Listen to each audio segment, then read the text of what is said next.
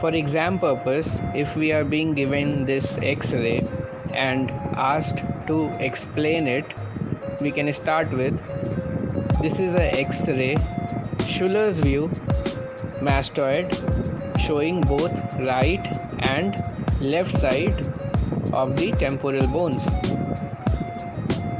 In the X-ray, you have to denote now the certain landmarks. So on the right side, I can see the external auditory canal.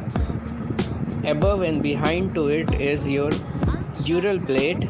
Posteriorly is your sinus plate, and anterior to the external auditory canal is the temporomandibular joint. So you have to denote all of them by any instrument or pointed object and show it to your examiner. Now the next thing is, what else you can say? So you can comment about the pneumatization of the mastoid. So you can say, if it is sclerotic, you will say that the mastoid seems to be sclerotic. If it is pneumatized, you can say it is densely or pneumatized mastoid, and if it is diploic, you can comment about that pneumatization. Now after this, what else we can say? We can say or comment about the position of the dural plate and the sigmoid sinus. So the one purpose of doing this X-ray is to see whether your dural plate is low lying or sigmoid sinus is anteriorly placed. Why we see this? Because it is important if we are planning any operation like mastoidectomy in our patient. We need to see if the dural plate is very low lying or the sigmoid sinus very anteriorly placed, which might give us a difficult scenario while we are doing mastoidectomy. Another purpose to see here is to guess any complication that the patient is having. So if there is any hypodense lesion, or we say lytic lesion, which you can see in the mastoid, you will get a suspicion of different pathologies. So two question arises from here: what are the different lytic lesions that you can find in a mastoid? So what are the DD of a lytic lesion? So it can be your mastoid antrum, it can be your postoperative status, it can be your cholesteatoma, it can be your tuberculosis and malignancy. So these are the different different DDs of a lytic lesion that you can find in a mastoid, and one of your probable question from this X-ray. So finally you have to see this, whether your that lytic lesion is eroding the dural plate or sigmoid sinus, and you can guess about any complication that might happen.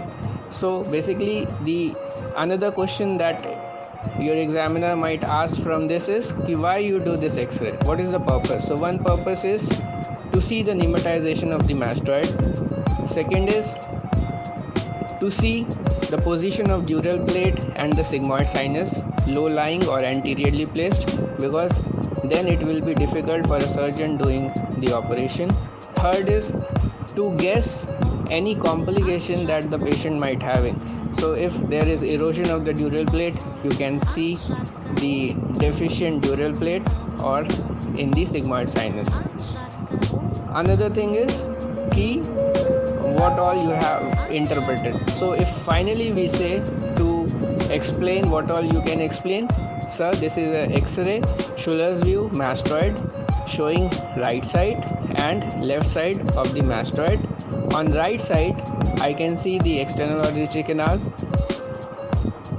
Posteriorly is your sigmoid plate. Superiorly is your dural plate. Anterior to the external auditory canal is your temporomandibular joint. Mastoid is well pneumatized or sclerotic, showing lytic lesion or normal or with effusion. And then if he asks any probable question, then you will be answering those, like what are the other views of X-ray mastoid, what all we do.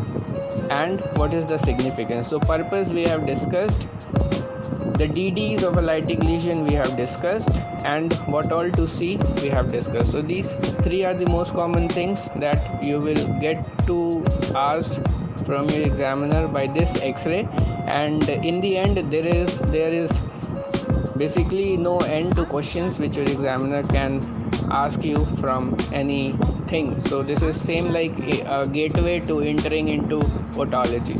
So all the very best. This is Dr. Shivam. Thank you, and I hope it helped you.